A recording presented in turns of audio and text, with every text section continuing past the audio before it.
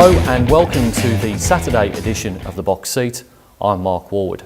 There are 8 races at Ascot Racecourse this coming Saturday. Let's have a look at the likely track conditions. We're expecting a sunny day in Perth, around 30 degrees Celsius. The track to be in the good 4 range and the rail to be at the 5 metre position.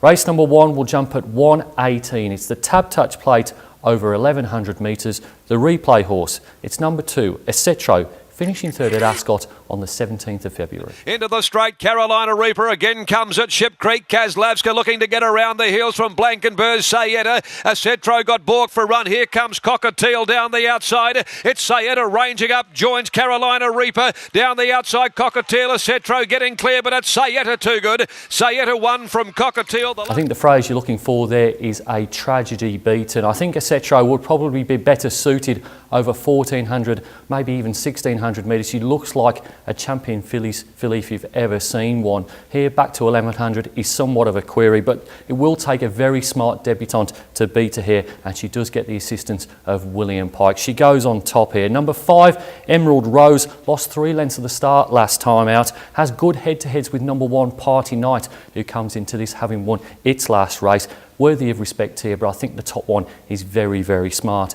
Number 3, On Your Head, has trialled really well and has been quite forward in those trials as well, expecting to be on speed from what is the decent barrier. And finally, number 8, Fair Ado. They cost $100,000 at the sales here in Perth last year. Jason Brown has ridden this horse in its trials. I think it's quite significant that JJ Brown stays aboard Fair Ado instead of riding Red Raw for his old mate Jimmy Taylor. My top selection in race number 1, going to go with number 2, Acetro, to get back to winning ways, to beat number 5, Emerald Rose, 3, On Your Head, and number 8, Fair Ado. Race number 2 at Ascot will jump at 1:58. It's the C Corp handicap over 1100 metres. The replay horse, or rather the replay horses. We're going to look at number 5, Cituria, in a race with How to Fly and Tango Aura 2 weeks ago. Pushing up near the rail, and Bon Voyage around their heels is starting to wind up with 200 left to go. Tango Aura, How to Fly, got the inside run. Here's How to Fly from Tango Aura down the outside. Cituria, Bon Voyage can't win, but How to Fly, she sprouts wings late. How to Fly too good. How to Fly beat Tango Aura, beats Cituria in the replay race. I think we might get a different result on Saturday, however. The Blinkers first time trick worked for a Paul Childen trained youngster last weekend. That was Party Night. I think it may result in another upset win here for Cituria. I really like the Blinkers first time. And number 3, How to Fly, is the main danger. Did win the replay race very dominantly off what was a slow tempo, but there are some really big weight swings in this race on Saturday, and I am concerned about the likely favourite. Number 6, Tango Aura, rates closely to number 3 and number 5, and certainly has to go in the exotics, and it wouldn't surprise if it got the chocolates either. And then down the bottom, number 4, Father Nick, first up without a trial, is talented, but this is a tough race to come into as a fresh runner. My top selection in race number 2, going with a gear change, number 5, Cituria, to beat number 3, How to Fly, 6, Tango Aura, and 4, Father Nick. Race number 3 at Ascot will jump at 2:33. It's the Iron Jack handicap over 1400 metres. The replay horse, can have a look at number 4, Sweet Aura, last weekend at Ascot. Work to do in the straight. My Greek Boy in front. Sweet Aura travelled up on the outside. King of Chaos, Money Maha, is back to the inside, and then Grey Enigma at the 150. King of Chaos, My Greek Boy, Sweet Aura. Then Money Maha, Grey Enigma, but it's King of Chaos, Sweet Aura. King of Chaos, Sweet Aura.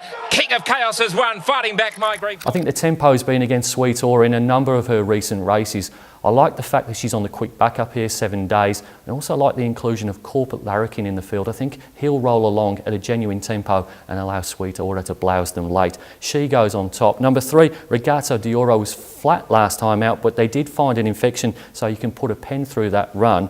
Had some pretty good data before that, certainly goes in the mix here. The likely favourite is number 8, My Grace. Has no city wins, he's up in grade, and he's back to 1400. I think there's a number of queries about this horse, and I wouldn't want to be taking the short odds, even though a definite winning chance.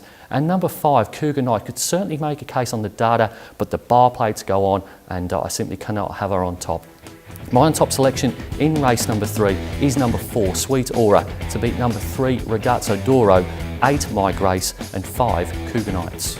Race number 4 at Ascot on Saturday will jump at 3:10. It's the Sweps handicap over 2100 metres. The replay horse, we're going to have a look at Sandalwood, winning at Pinjarra Park 3 weeks ago. Down on the inside, there's no run. Here's Sandalwood, and At the Ready is following it a length and a half away at the 200, and Sandalwood had reached the lead. It's Sandalwood in front. Pike is winding up. At the Ready, though, coming at Sandalwood, but Sandalwood's got plenty to offer. It's Sandalwood a length and a half. At the Ready rolling around behind it. Sandalwood's too good. Sandalwood pulls away. Dominant victory over At the Ready. I think it's fair to say that Sandalwood is absolutely flying. He's the fastest finisher in the field assembled for Saturday, and that may be worth its weight in gold. Looking at the likely tempo, I don't think they'll go too hard, and I like the fact that Lucy Warwick sticks there. She could have easily ridden a horse for her father in the race. Sandalwood goes on top. Number 3, At the Ready, beats all bar Sandalwood over 2,000 metres in the replay race. His wide draw here is a bit of a knock though. He does meet Sandalwood 1.5 kilos better, but I think that wide draw negates that. He's the second pick. Number 2, Capo d'Oro and Daniel Stack. They took control of a similar race 4 weeks ago, but the galloper which he beat, Woodsville, has already peaked this preparation. I think he's only in it for the minors here. And number 5, Couleur Bazaar, could be the blouser here. I'd really like to see Sean McGorry go to the front and inject some pace into this race. He's a place chance even if he doesn't. My top selection in race number 4, going with the in-form, number 4, Sandalwood, to beat number 3, At the Ready, 2, Capo d'Oro, and number 5, the wild card, Couleur Bazaar.